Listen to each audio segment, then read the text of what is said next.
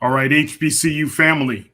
It's Kyle T. Mosley of HBCU Legends on Sports Illustrated's Fan Nation, and we have a very special guest with us this evening. She's returning. Once again, we had a great conversation last season before the Orange Blossom Classic, and this season is going to be bigger and better in its third installment from the time she's resurrected. As, but we have to say she's done a tremendous job. It's the executive director of the Orange Blossom Classic, and it's none other than Miss Kendra Bulluck Major. How you doing, Kendra? I'm doing great. How are you? Oh, good. Good to see you. Good to see you again. I always enjoy you guys having us. Oh, yeah. Well, look, I know you spent some time with our writer, Mason Smith, hmm over at the SWAC Media Day. I wasn't Yep. able to attend because of some family uh, obligations that I had. But other than that, we appreciate the interview. But you guys are doing it big this season.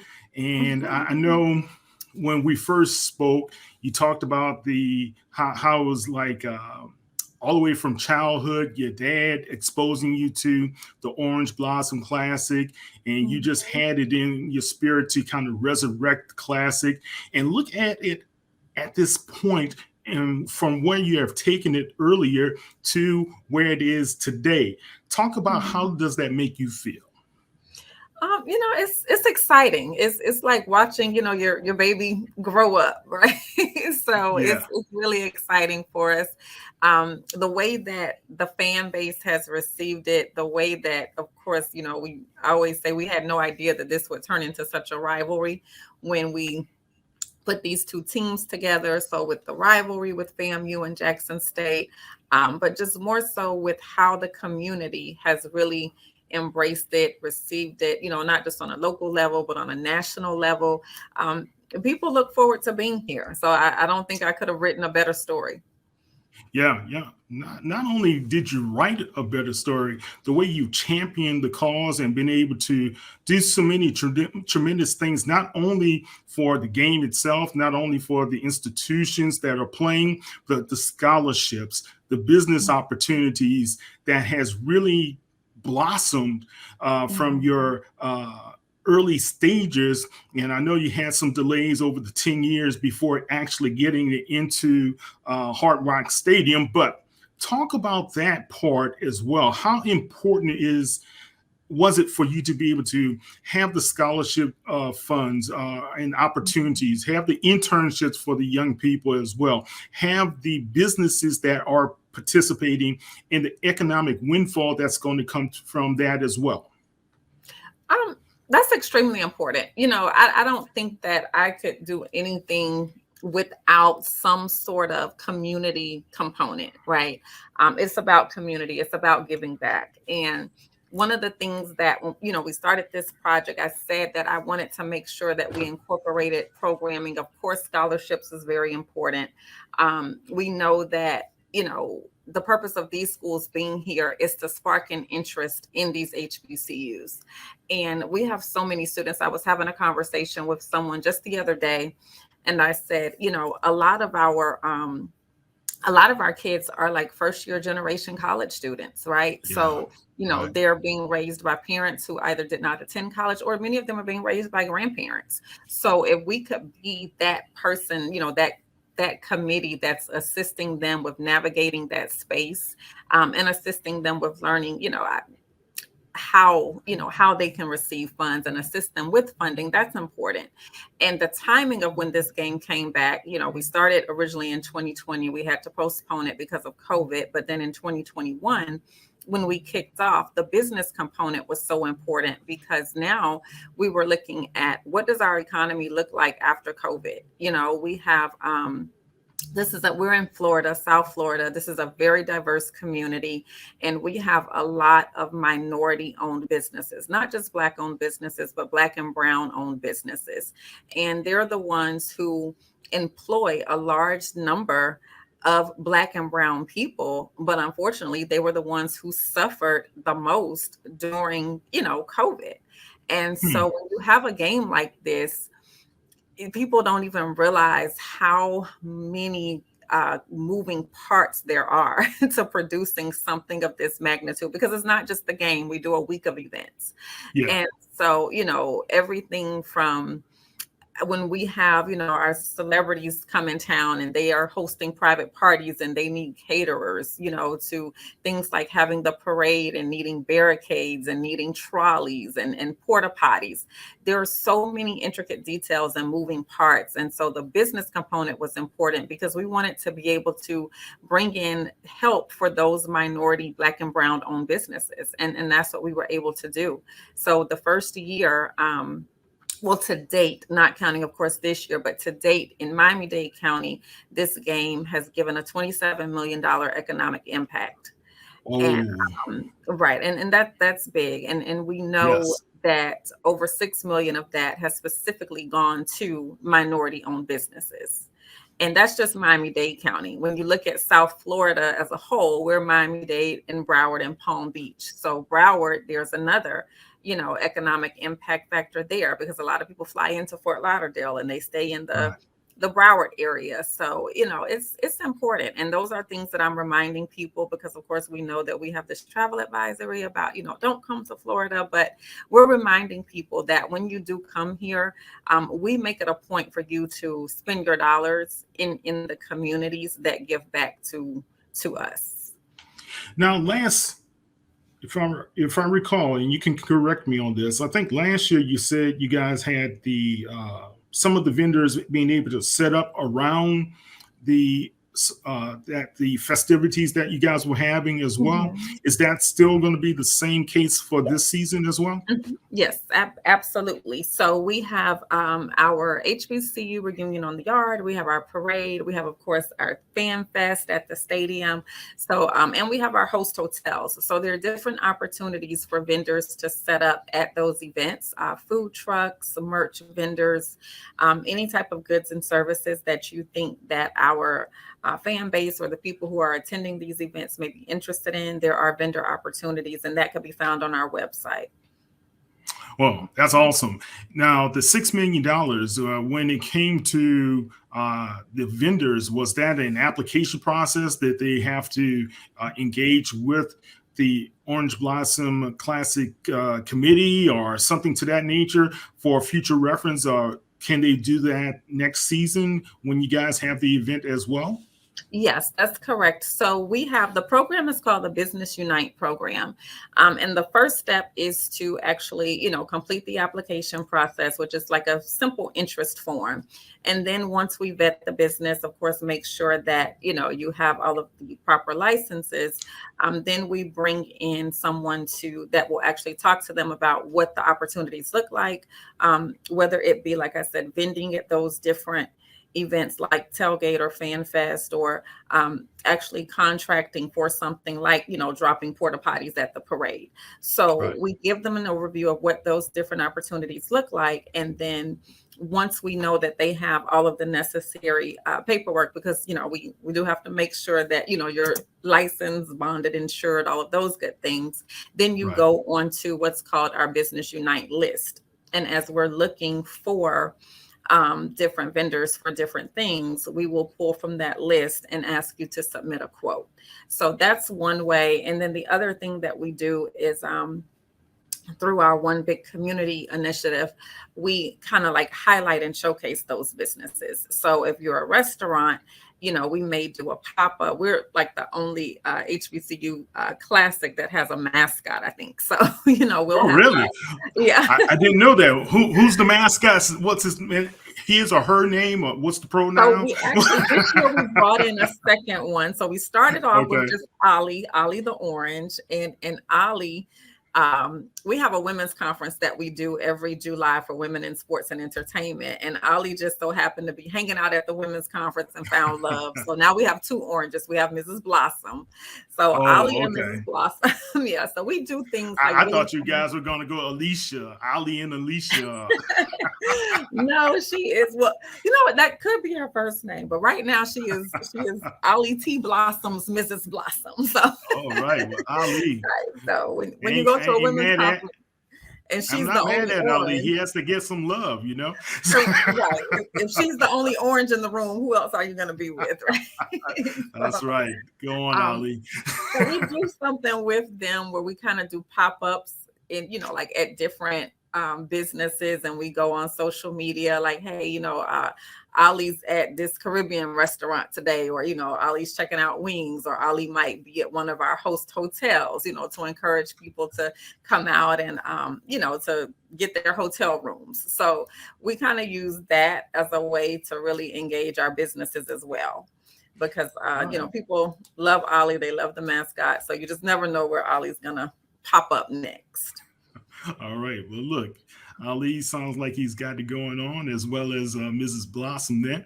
Uh, let's talk about the scholarships. Now, that's very important, Mhm. and as a father going through the scholarship and application process for my son going into college, it was a arduous process. Mhm. And Mhm. sometimes the process, we felt he met a lot of the qualifications, but Mhm. you didn't get the adequate response. Mhm. So how would a young person going into next season, let's say they are a senior, a rising senior, Mhm. and Mhm. wanting to be a part of the Orange Blossom Classic, as well as the scholarship offerings that you guys have, how do they go about that? So we have it is on our website, it's on our social media, and they can also email us at scholarships@orangeblossomclassic.com. And you are right, that process can be challenging for individuals who are doing it for the first time. And even if you're not doing it for the first time, like my son is at FAMU right now, and Oh, the is he? difference All between, right. yeah. So the difference between, I think when I was in the application process and when he was in the application process, I'm like, I need support myself. And I thought I could do this with my eyes closed. Exactly. So yeah, I That's get it. what my wife and I were trying, like, oh man, this is a little bit more than we anticipated. Listen, I almost had one of those parent moments like, you're going to figure it out on your own, when really it was just me. I think she did tell him that a few times.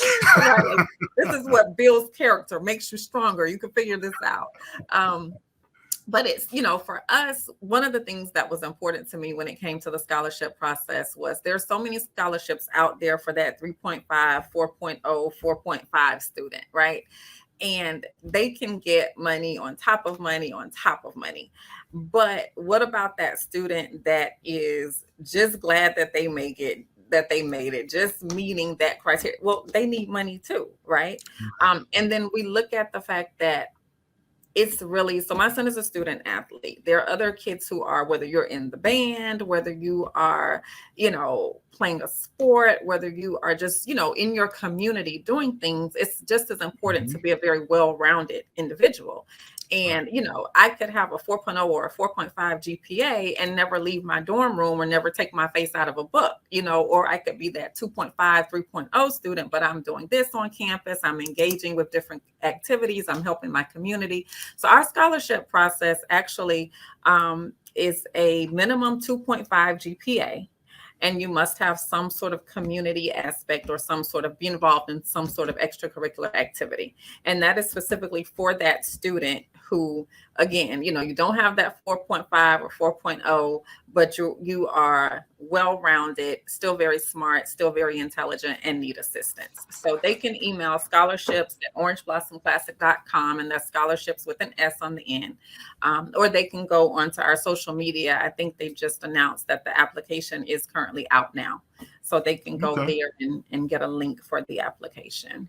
Yeah. I mean, that's very important that you said to give some of these kids who are well rounded. A lot of these kids have to work, Hmm. and they leave school, go to work. They try to figure things out, life out as it is. They don't have the two-parent homes, or some of them don't even have a parent in the home. Hmm. They're living with guardians or their grandparents, whatever. So, yeah, it's important that we give all the opportunities as possible to many as young people who have that aspiration to get into college. So I have Hmm. to applaud you guys on that aspect.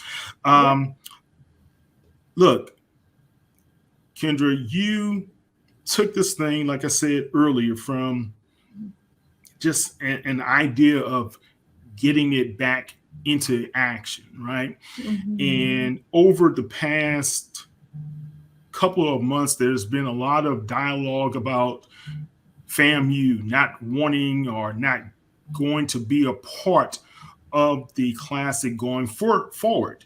Mhm. And I think it was very interesting that when you had the conversation with Mason, is Mhm. that you said you guys have identified or are in the process of identifying further partners in the classic. Have you Mhm. guys come to some sort of ratification there that Mhm. you guys have selected somebody who are will be a part of this, or will the announcement be coming a little bit later? So we have made the selection, but we won't be making the announcement until after the 2023 game. But I Okay. will say that there will be a orange there will be an Orange Blossom Classic football game 2024 and beyond. So as I said before, when you understand when there's new leadership, there's new philosophies, new ideas, and we totally respect that. We understand, and we know that FAMU was the staple. We know that it's something that's near and dear to our hearts and to our community, and near and dear to a lot of Rattlers.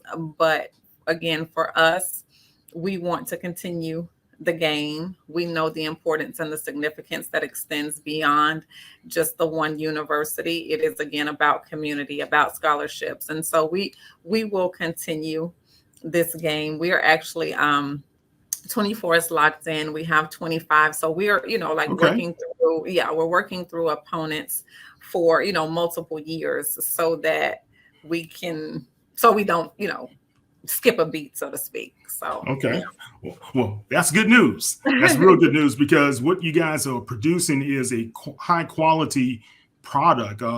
You guys, as well as the Bayou Classic, and I know a lot of people going to say, "What about my classic here, there?" But yeah, you guys are doing a tremendous job. This year, it will be on ESPN once again, right? Yeah. And you guys have them as a partner, as well as who Mhm. are a few of the other sponsors that we need to make note of, other than Denny's. I know they're your title sponsor. Yes. So our presenting sponsor is Ready Life. Miami-Dade County, of course, is a huge supporter. On the corporate side, this year we just brought in Snickers as our official candy bar of the Orange Blossom Classic. So Really? Mars Wrigley. Okay. We have Pepsi, who's our official soft drink. We have a lot of really, really, really good corporate partners. I think CareSource is our official managed healthcare partner. Um, Aflac comes in this year as a scholarship partner. A lot of really good, strong corporate brands. So the beautiful thing about this event is that this is, if you are a corporate sponsor, you're definitely aligning yourself with some very well known and respected brands, and that says a lot, I think, about what we're producing. We have Allstate, so you'll see the Allstate field goal nets. When we kick off, we have Ready Life again, who's our presenting partner. So a lot of well-known, respected major brands. How do you go through that process? A lot of people, when we talk about HBCUs, especially in producing classic games and affairs to that nature, it can be very challenging for a sponsor to say, "I would like to come on board and partner with you guys." How do you Mhm. go through that process? Is it like just a 1 year process? Could it be like a 2 year process? We Do you welcome have some of multi-year. them waiting to see what happens? you know? Yeah, so it varies. Again, like I said, I think it speaks a lot to what it is that we're, producing. We're in South Florida, which is again such a diverse market. Yeah. We're a holiday weekend. We're on a major network, so those things definitely make a difference. Um, Also, a lot of companies, a lot of corporations really, believe it or not, like the community aspect. So it's one thing to want to be able to get your brand out there, Mhm. And you can do that through television, you can do that through social media. There's so many different ways to do that, and we provide the platform. But when you have something where it's a hybrid approach where you can do that as well as say that this is a community initiative. So, again, a Mars Wrigley, for example. Okay, so yeah, I can get my Snickers brand out there, but I can also give back to scholarship students. So now let's engage our foundation. Let's engage, we have a career fair that kicks off the week. So now I can engage my human resources department and my, diversity, equity, and inclusion department. So it's really, I think this is that event property where you get the bang for your buck. And you Yeah, can touch on community, you can touch on DEI, and you can touch on brand awareness and brand recognition man, that's all in great. one week. Mhm. Yeah, that's fantastic. I had the opportunity to be a part of the planning committee for the HBCU Legacy Bowl. And Mhm. a part of that, like you said, it was a great segue when you mentioned career fair, Mhm. jobs, very important, especially today for a lot of not only the kids from HBCUs, but like you said, the surrounding areas, the Mhm. communities. Will they have an opportunity to be a part of the career fair that you guys are producing? Yes. So our career fair, as you know, Florida Memorial is our HBCU here locally, and Florida Memorial, I'm really big on engaging, bringing in, our local HBCU, and so we're going to host the career fair right on their campus, and they'll have their students in attendance. We'll have, of course, some of the students that'll be, from each of the universities in attendance, but we're also Mhm. opening it up to the community at large. And Okay. so, Career Source of South Florida, which is one of our partners, they have a database of individuals in the community who are looking for a job. And so they will be on hand, not only, with some of their partners and their HR departments, but they actually have a bus that they bring out. And on that Oh, bus, you can really? do resume writing. You can, yeah. It basically is a mobile job readiness program. So we'll have that on hand. So it's for everyone. And one of the things that I love about it is, we're doing it at Florida Memorial. So we're bringing in that one big community, that HBCU reunion experience. So it's not just about the two participating universities. It is about all of our HBCUs. Yeah, well, that's great, man. Because I've been in the employment industry before getting into journalism for over 30 years. And just knowing you could be able to help someone's family, just Mhm. to share an opportunity with them Mhm. is just an awesome, awesome deal. And I applaud you guys for that factor as well. All right, let's talk about the game itself. Mhm.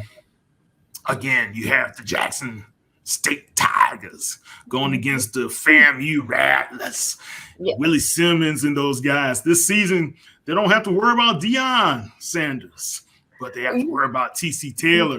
That's right. Um, I just told when, somebody, don't sleep on TC and Jackson State now. Look, man, I think Coach Taylor said, "Hey, this is finally my opportunity. I got a lot to prove." Mhm. So Yeah. he's gonna be coming at you. Yeah, TC, I think, especially being an alum of Jackson State, Mhm. he's going to really do a fine job as Yeah. the head coach. Now, when it comes to the game, you have the bands, you Mhm. have the auxiliaries, but you also have what? The step show. When is Yes. that going to happen, as well as when the battle of the bands? When will that take place? So the step show is Friday night. It will start at 7 p.m. and that's at the Dodge F City Center in Pembroke Pines. And that Where's is that? I so apologize. Pembroke Where? Pines. I know that this is South Florida. So Pembroke Pines is like literally 2 lights away from the city of Miami Gardens. So, Oh, okay. Look, right, y'all make it seem like, oh, we're gonna go. I That's like know, right? another suburb to. Yeah. No, no, no, no. It is like all within our one area. So that's at the Okay. Dodge F City Center. And then that's on Friday night. Saturday night is our Battle of the Bands. That is at the University of Miami Watsco Center. Okay. And the Battle of the Bands, of course, you got And the is Sonic. that far from the stadium as well, or Well, it's about 20, 25 minutes away from about is 25 minutes okay? away Okay. from the All right. stadium. Yeah. So that is Saturday at 7 p.m. Of course, the Marching 100, Sonic Boom of the South.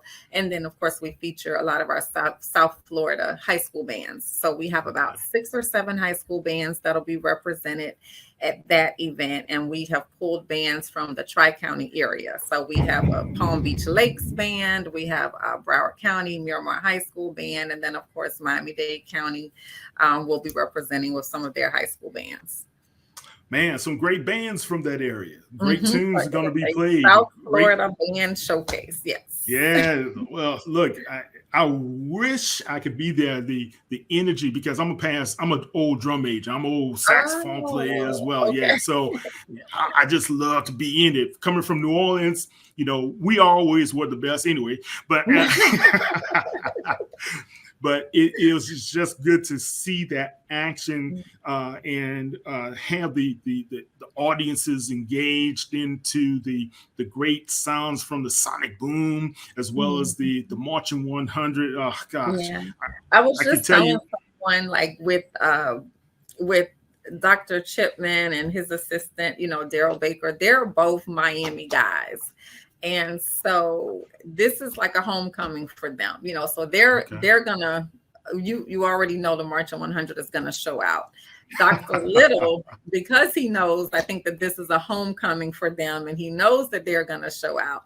Like he brings it as well, so it's great to see them, both perform. It's great to see what they've put together, and it's an excellent recruitment opportunity. One of my really It good is. friends, her son went to the Battle of the Bands the first year, and that sparked his interest in being in the band. And he is Okay. now, in his high school band and looking to play in college. So you just never know. Yeah. You never know when you're sparking someone's interest like that by your performance.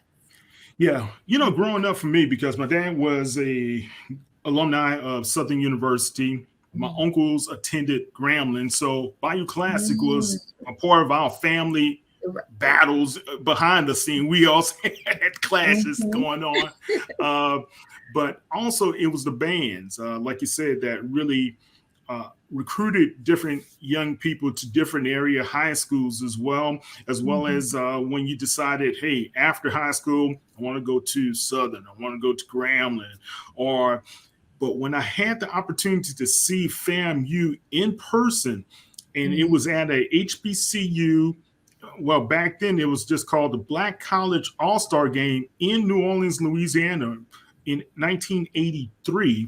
Mhm. And I was able to see FAMU for the first time. I was in awe. Wow. I can tell you, I was in awe, man. I'm Five, I sure. was like, they don't, not just one drummer, they had 5 drum majors. I was like, Mhm. wow, never seen that before. Yeah. But that So the was Marching 100, let's see. I don't know the year. It was before 83, but I have some original band members that I call my OBC legends. And every year we honor the legends, and I make sure that, we roll out the red carpet, so to speak, for them for the awesome. weekend. But there was a couple of years where FAMU had like 6 drum majors, and all of them were from Miami-Dade County. Wow. Right. So unfortunately, we don't have all 6 of them with us still, but the ones that are still with us, those I call them my OBC legends, and we host them every year. But that was just like an iconic moment, just as a Yeah. part of the Orange Blossom Classic, for them to come home and Yeah. play in the Orange Bowl, and all 6 of their drum majors were from this area. Man, I Mhm. like that. That's a great connection to have, Yeah. Kendra. Man, that Mhm. really makes me feel more that I'm missing out. Well, you gotta get down here. You have to you have to get down here. It's a great experience, and when you really Yeah, know and understand the history behind the game, it makes it even more nostalgic. yeah, it makes people appreciate it, like you Hmm. said as well. Yeah, we will do that, and hopefully we can be able to be there next season. Okay, let's talk about a couple of side notes, and maybe you may say, Kyle, this is none of your business. And I know you say you already selected the partners, right? Are the partners, or will they be at least one of them representing the state of Florida? Because I Can't can't tell see you you all having that. the Orange Blossom Classic without somebody representing Florida. Florida.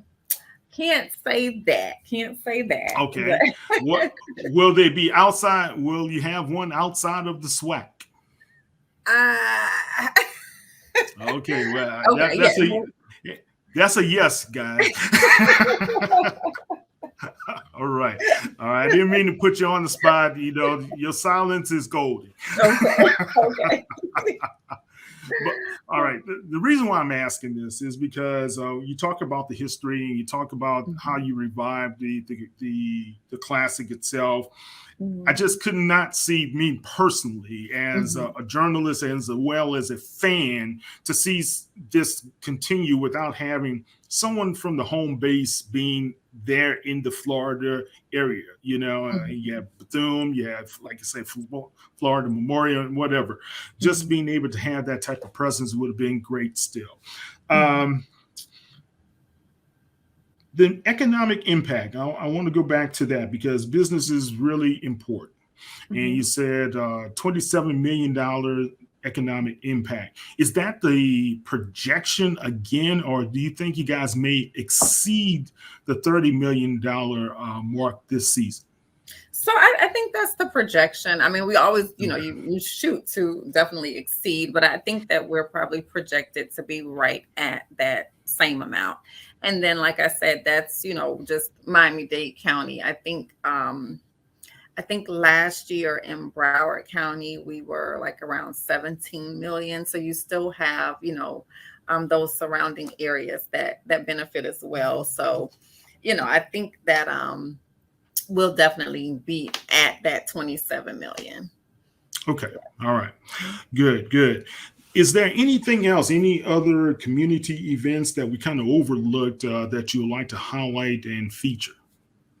So we got to talk about the parade. The parade was, Okay. just as big as the game itself. So the parade is back this year. We didn't have the parade last year because we had some logistics issues we do the parade right around the stadium. And as you know, we share a Okay. stadium with the University of Miami. So they were playing at home on that Saturday. But this year, um, we are bringing the parade back, and I told someone that if I hadn't brought back the parade, I probably would have had to go in like witness protection or something around here. So especially for my OBC legends who know what the parade meant. So we do have the parade coming back. That's on Saturday morning.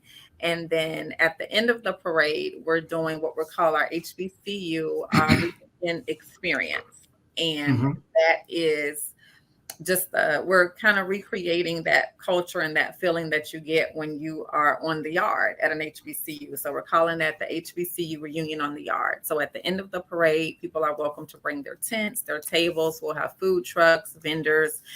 We'll have some entertainment on the stage. So it will take place at our local community center where the parade ends off. And so that'll be a day in the park just celebrating HBCU culture. Awesome. Beautiful. Beautiful.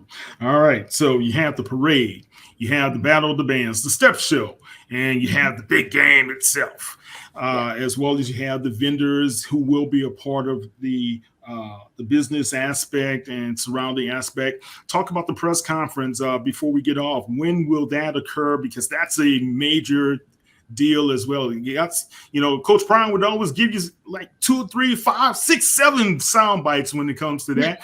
And I know now Coach Simmons himself and TC Taylor, those guys are going to show down and be at the press conference. Let's talk about it. When will that happen, and how will people able to access viewing it?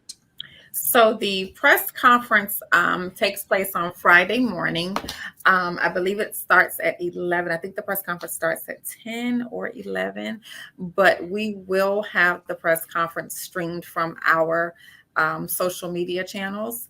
And then, of course, the press, if they're interested in signing up, because it is a closed press conference, if they're interested in being a part of that, they can go on the press page on our website. And there is a link there for them to request credentials for the press conference as well as for the game, and for all of our week of events. And so, yeah, we did a kickoff press conference with Coach Taylor and Coach Simmons back in May. Great energy, great enthusiasm among the two of them. Coach Taylor, of course, joked about the fact that it was a lot of Rattlers in the building. So he said he had better, bring us a game in September. Coach Simmons talked about, which I thought was very profound. Someone, of course, asked, well, what about last year? And he said last year was yeah, last year was the past. So, right. So he's excited. Both of them are excited. They know that this game is big. There's a lot of, again, when we planned this, we had no idea at the time. FAMU was still in the MEAC. Jackson State was in the SWAC. So by the time we kicked off, it was like, oh, wow, now we have a conference game. And now we have the top two teams, of course, in the East. In the conference, yeah. Right. So it just was like, so, and I had to say, to my son too, he's like, really, Mom? Like, so I think he might have to go into witness protection too, but now, does your son, is he a football player, a basketball player, or? He is. He's a football player. He's a football player. Okay. So it's big, but I think these two coaches, just listening to them in May, listening to how they're preparing their teams and just watching them now, with both of them being in camp. Like I said, both of them are building something special. And these two teams, regardless of what happens in this game on September 3rd, these are two phenomenal teams either way. And, from a recruiting standpoint, just it's been exciting for me to just watch. And so I'm excited to see what they're going to put on the field. But however it goes, these two teams are great. And we have not seen the end of them. That's for sure. I think they'll move deep into the SWAC, and we'll see what happens. Which one makes it, to the championship game? But they'll be deep into the competition. That's for sure. Yeah, this season is very. I wouldn't say the correct word would be weird, but it is a very peculiar season because Coach Simmons, you just feel as though the FAMU Rattlers on the precipice of claiming that East, but I think Eddie Robinson Jr. over at Alabama State has something to say about it. I think Cornell Mayer has something to say about it. I think TC Taylor has something to say about it. So it's wide open now. I think that comes to just playing in the SWAC, right? It's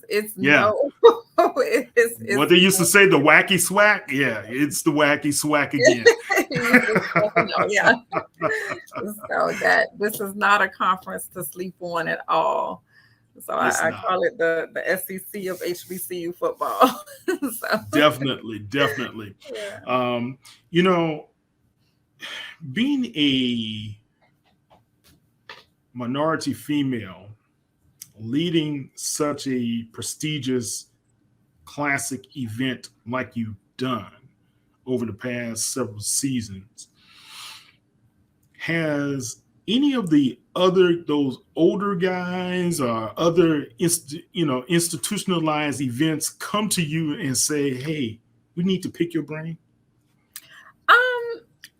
I won't say they've said we need to pick your brain. What I will say is that I have had the pleasure of communicating with them. Sometimes we just Okay. kind of share, just swap stories, share different things. Because, I always say I'm the new kid on the block. So when we You came don't, you, out, you're not, but you're not treating it like you're the new right. kid on the So block. when we came out, it was like we got to come out hard. Like we're competing against, That's right. classics that have been around for 40 years, and we're bringing something back that hasn't been around for 40 years.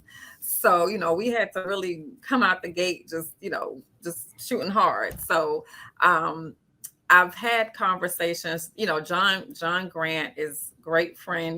We laugh because John and I are, believe it or not, from the same small hometown in North Carolina, like maybe 20 minutes away Really? from each other. Yeah. Get out So of here. yeah. He So is funny, man. yeah. He's something else. Yeah.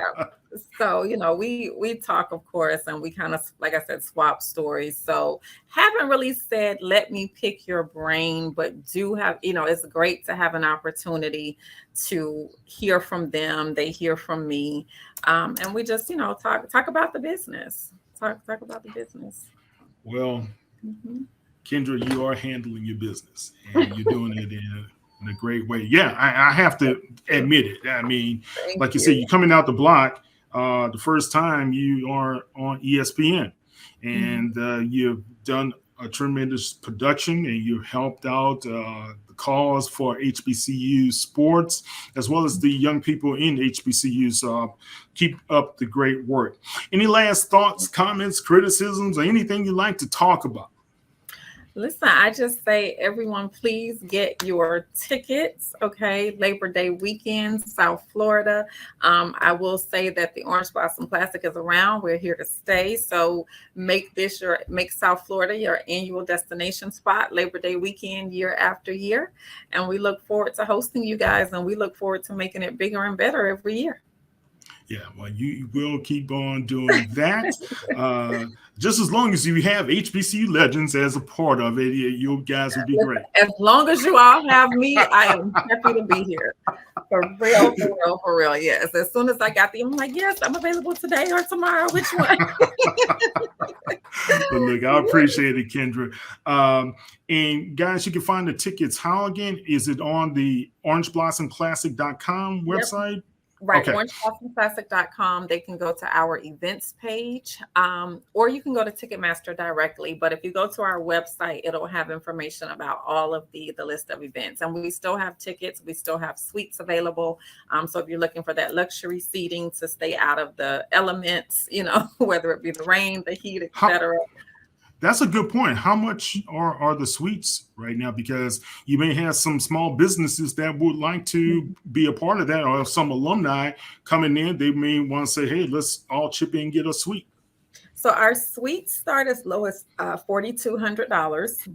Yeah, Okay. and then of course I think they go up to about $7,000, and then we have our club level seating, which starts as low as $65, and then we have what we call our 72 club, which is an all inclusive. Hard Rock is a beautiful venue. They Yeah, it are, is and very it's nice. yeah. Yeah. We have Beyonce coming tomorrow night, so Oh, yeah, my the ops queen. director. Yeah, my ops director was out at the stadium today, and she called me and she said, I'm kind of like fanning out. She's like, Beyonce's buses are here. So,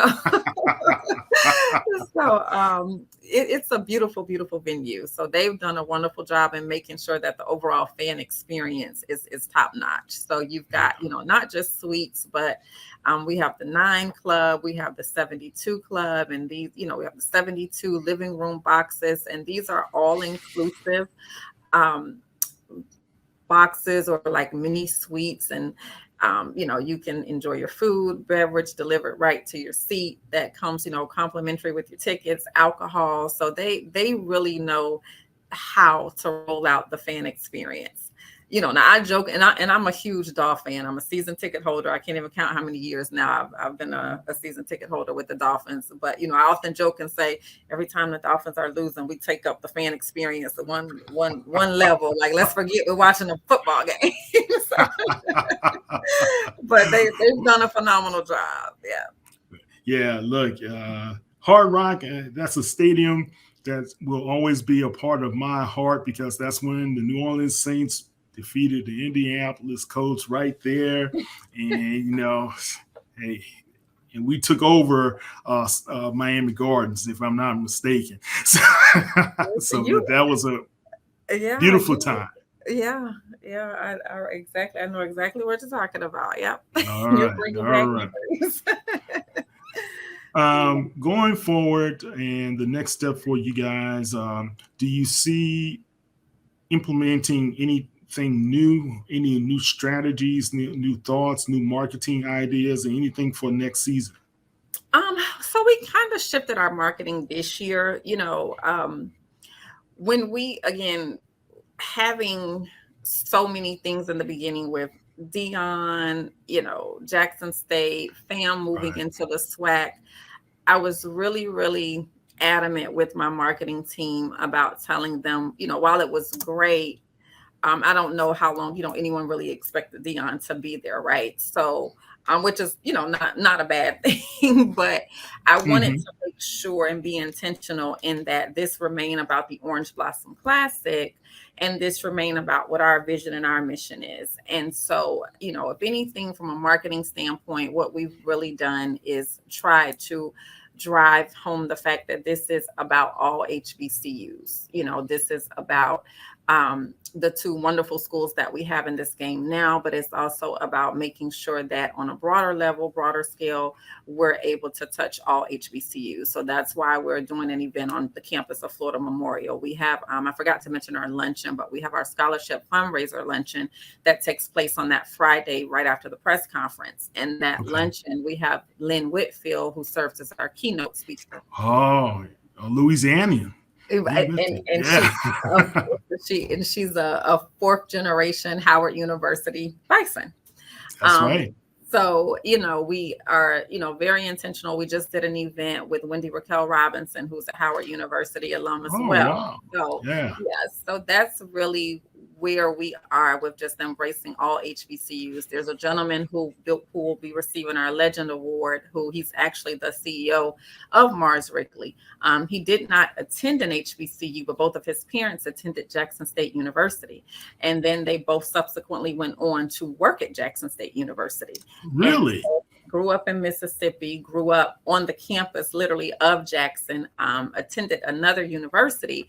But in his role as the president and CEO now of Mars Wrigley, he has been very adamant about giving back to HBCUs and specifically giving back to HBCUs in that Mississippi community. So with, that, he's receiving our Legacy Award. So for us And from his name, I'm sorry. his Uh, name is his first name is Anton. Can't think of okay. the last name right offhand, but he's the CEO. He actually he did the keynote address. I'm sorry, not the keynote. He did the commencement speech at one of JSU's graduation ceremonies last year. Okay. So yeah, Okay. but Awesome. yeah, so he is an amazing brother, CEO, like I said, of Mars Wrigley. And so we're recognizing him. But that's kind of where we are, from a marketing standpoint, embracing all HBCUs and showcasing and highlighting what individuals have come out of these HBCUs and what they've been able to do as a result of that. Well, Mhm. congratulations. It's going to be a great time. The 2023 uh, Orange Blossom Classic in Miami Gardens is taking place Labor Day weekend. It's going to be Jackson State against Florida A&M, the Tigers against the Rattlers, Willie Simmons against TC Taylor, and it's going to be a fun event. Can't wait to see it. It starts at what time again? 3 p.m. is kickoff. 3 p.m. Eastern Standard Time. Yeah. They will kick off, and ESPN will be televising the event, and we'll be right there reporting HBCU legends from every aspect that we can for you guys as well. So just if there's anything else that you need from us, Kendra, always reach out, let me know. Thank And you. we also will have a link to the tickets for you guys to be able to go online and purchase your tickets. We need the support. Support, Yes, so support, so absolutely. support, so support, so support. Yes, That's the problem. We need to absolutely. support. Let's get Right. up. Let's get out. Let's turn on the channels because those are dollars and make sense for not just ESPN, but also the Orange Blossom Classic, which also gives a lot of great scholarship and business opportunities to people in the community. I'm Yeah. Kyle T. Mosley of HBCU Legends. That is Kendra Bulluck Major, the Thank executive you. director of the Orange Blossom Classic. Kendra, thank you so much. Beautiful Thank having you. you. Same here. I always appreciate being here. You guys are great. Thank you for I recognizing appreciate what we do.